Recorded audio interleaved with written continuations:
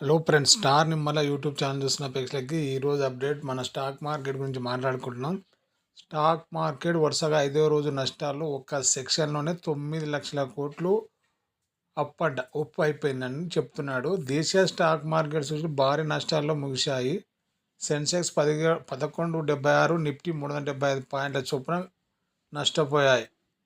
అయితే ఎందుకు పడ్డది, ఏం కదా, దీని గురించి మాట్లాడుకుందాం.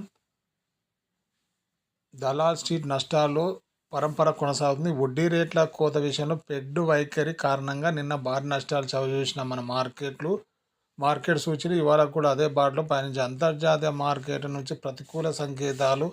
విదేశీ మదుపర్ల అమ్మకాలతో వరుసగా 5వ రోజు నష్టాలు చవిచూశాయి. ముఖ్యంగా రిలయన్స్, హెచ్డిఎఫ్సి, యాక్సిస్ బ్యాంక్, టీసీఎస్, ఎల్ఎన్టీ షేర్లు సూచీలను ఒత్తిడికి పెంచాయి. ఈ వారంలో మొత్తం సెన్సెక్స్ దాదాపు 4000 పాయింట్ల మేర నష్టపోయింది.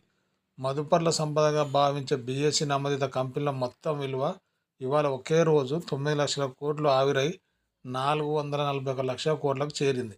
అయితే సెన్సెక్స్ ఉదయం 79,335 పాయింట్ల వద్ద క్రితం ముగింపు 79,218 స్వల్ప లాభాలతో ప్రారంభమై తర్వాత నష్టాలు జారుకుంది. ఇంట్రాడే 79,587 వద్ద గరిష్టాన్ని తాకిన సూచి తర్వాత నష్టాలకు జారుకుంది. 77,874 వద్ద కనిష్టానికి తాకి చివరకు 1,176 పాయింట్ నష్టంతో 78,041 ముగిసింది. నిఫ్టీ సైతం 375 పాయింట్ నష్టంతో 23,576 వద్ద స్థిరపడింది. డాలర్తో రూపాయి మార్క విలువ కాస్త రికవరీ అయ్యి 85.03 వద్ద ముగిసింది. సెన్సెక్స్ 30 సూచీలో నెస్లే ఇండియా, టైటాన్ షేర్లు మినహా మిగిలిన అన్ని షేర్లు నష్టాల్లో ముగిశాయి. Tech Mahindra and Mahindra, IndusInd bank, axis bank, Tata motor షేర్లు ప్రధానంగా నష్టపోయాయి.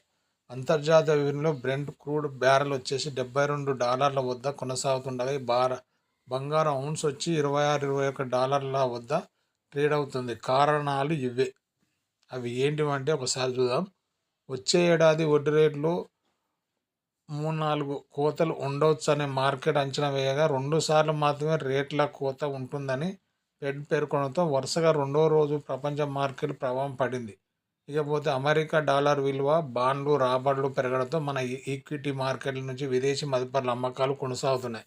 గడిచిన 4 సెషన్లలో 12,000 కోట్ల విలువైన షేర్లను విక్రయించడం గమనం. ఇకపోతే ఐటీ స్టాక్ అమ్మకాల ఒత్తిడి ఎదుర్కొన్నాయి. నిఫ్టీ ఐటీ ఇండెక్స్లో 2.6% మేర నష్టపోయింది. వాస్తవానికి వాల్ స్ట్రీట్ అంచనాలు మించి యాక్చర్ మెరుగైన త్రైమాసికం ఫలితాలు భవిష్యత్ అంచనాలు వివరించడంతో ఈ ఉదయం లాభాలు కదలాడిన దేశీయ స్టాక్ మార్కెట్. దేశీయ ఐటీ స్టాక్ తర్వాత ఆరంభ లాభాలు కోల్పోయి నష్టాలు జారుకున్నాయి. ఏంటి ఈరోజు ఎందుకు పడ్డది అనేది ఇవి. ఇకపోతే మనం మార్కెట్లో విషయాలను మాట్లాడదాం. ఏంటిది విషయం అంటే, స్టాక్ మార్కెట్ పెట్టుబడిని కాపాడుకోండి. ఎలా? స్టాక్ మార్కెట్ పెట్టుబడిని కాపాడుకోండి. కొంతకాలంగా ఈక్విటీ మార్కెట్లో సూచీలు వినాలి ఫ్రెండ్స్. మన స్టార్ నిమ్మల యూట్యూబ్ ఛానల్ని ఎవరైనా సబ్స్క్రైబ్ చేయండి, లైక్ చేయండి, షేర్ చేయండి. ఈ వార్తలు వింటే అంటే మన ఈ చెప్పే కంటెంట్ మంచిగా ఉంటేనేమో వినొచ్చు, లేదనుకుంటే ఎగ్జిట్ అయిపోవచ్చు. దీంట్లో ఏంటంటే పెట్టుబడి అంటే మార్కెట్ గురించి మొత్తం మాట్లాడేది ఏంటంటే ఈక్విటీ పెట్టుబడుల గురించి. దీన్ని ఎవరన్నా సబ్స్క్రైబ్ చేస్తే ఆటోమేటిక్గా వాళ్ళకి నోటిఫికేషన్ రూపంలో వస్తుంది అన్నట్టు. ఇకపోతే కొంతకాలంగా ఈక్విటీ మార్కెట్లో సూచీలు హెచ్చుతగ్గులు నమోదవుతున్నాయి. ఇవి సర్వసాధారణం. చిన్న కారణంతో పడిపోయిన మార్కెట్లు మళ్ళీ నిలదొక్కునేందుకు ఎక్కువ సమయం తీసుకోవు. అయితే కొంతకాలం ఈక్విటీ మార్కెట్ సూచీలు హెచ్చుతగ్గులు నమోదవుతున్నాయి. ఇవి సర్వసాధారణ. చిన్న కారణంతో పడిపోయిన మార్కెట్ మళ్ళీ నిలదొక్కునేందుకు ఎక్కువ సమయం తీసుకోవు. కానీ అంచితి మరీ ఎక్కువగా ఉన్నప్పుడు పెట్టుబడులు కాపాడుకునేందుకు మన వంతు ప్రయత్నం చేయక తప్పదు. ఇందుకోసం ఏం చేయాలంటే, ఈక్విటీలో పెట్టుబడులను సహజంగానే నష్టభయం ఉంటుంది. దాన్ని తట్టుకుంటూ నిలబడినప్పుడే మంచి రాబడులను ఆర్జించడం సాధ్యమవుతుంది. అయితే స్టాక్ మార్కెట్లో వచ్చిన ప్రతి ఒక్కరూ తెలుసుకోవాల్సిన ప్రాథమిక విషయం ఇది ఏంటంటే, అయినప్పటికీ చాలామందికి కొత్త రకం పెట్టుబడులు అంటే 25-30% వరకు రాబడిని ఆర్జించే లక్ష్యంతో పెట్టుబడులు పెడుతున్నారు. అయితే 2020 నుంచి మార్కెట్లు వృద్ధి పదంలో కొనసాగడం చూసిన చాలామంది ఇదే వాస్తవం అనుకుంటూ ఉన్నారు. కానీ కొంతకాలం మార్కెట్ క్షీణిస్తూ కనిపిస్తున్నాయి. ఇది చాలామందిని ఆందోళనలో పడేస్తుంది. అయితే మార్కెట్‌లో అస్థిరంగా ఉన్నప్పుడు బలంగా ఉండే పోర్ట్‌ఫోలియో నిర్మించుకోవాలి. వాస్తవికానికి అంచనా రూపొందించుకోవడం, భావిద్వాలను నియంత్రించడం కీలకం. ఈ క్రమంలో పెట్టుబడులను కాపాడుకునేందుకు కొన్ని వ్యూహాలు అనుసరించాలి. అవి ఏంటివంటే వినండి ఫ్రెండ్స్. ఇవి ఒక పెన్ను పేపర్ తీసుకొని రాసుకోండి. ఇది చాలా అక్కరొచ్చే విషయమే. వైవిధ్యం తప్పదు. ఒకే రకం పెట్టుబడిలో మదుపు చేసినప్పుడు నష్టభయం అధికంగా ఉంటుంది. దీనికి భిన్నంగా వైవిధ్యం పథకాలను ఎంచుకున్నప్పుడు దీన్ని పరిమితి చేసుకోవచ్చు. ఈక్విటీ, మ్యూచువల్ ఫండ్లు, స్థిరాస్తి, బంగారం వంటి వాటిలో పోర్ట్ఫోలియో నిర్మించుకోవాలి. మార్కెట్ పతనం అవుతున్న సందర్భాల్లో మ్యూచువల్ ఫండ్లలో ఉన్న సిప్ పెట్టుబడులను నిలిపివేయొద్దు. రూపాయి సగటు ప్రయోజనం వల్ల దీర్ఘకాలిక మంచి రాబడిని అందుకునే వీలుంటుంది.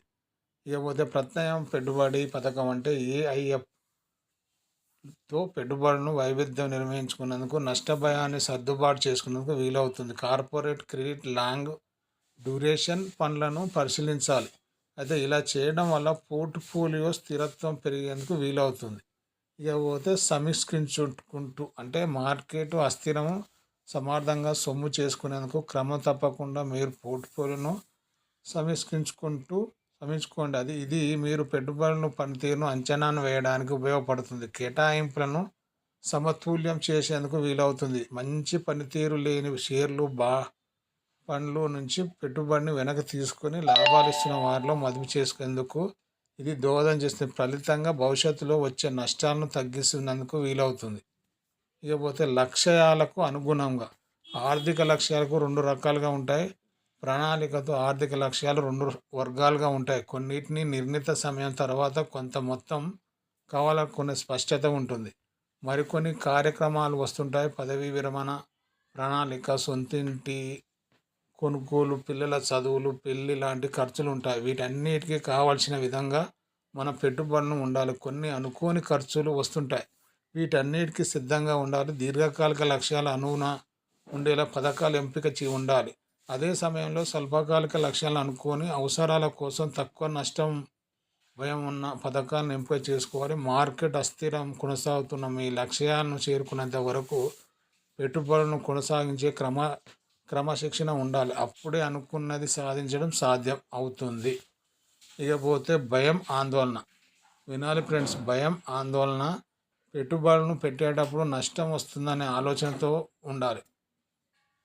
అంతేకాని ప్రతిసారి లాభాలే వస్తాయని అపోహలు మదుపు చేయొద్దు. మార్కెట్ సరైన సమయం అదే అని తెలుసుకోవడం సాధ్యం కాదు. నిఫ్టీ గత 44 ఏళ్లలో దాదాపు ఒక ఏడాదిలో 10% పైగా పడిపోయిన సందర్భాలు 40 పైగా ఉన్నాయి.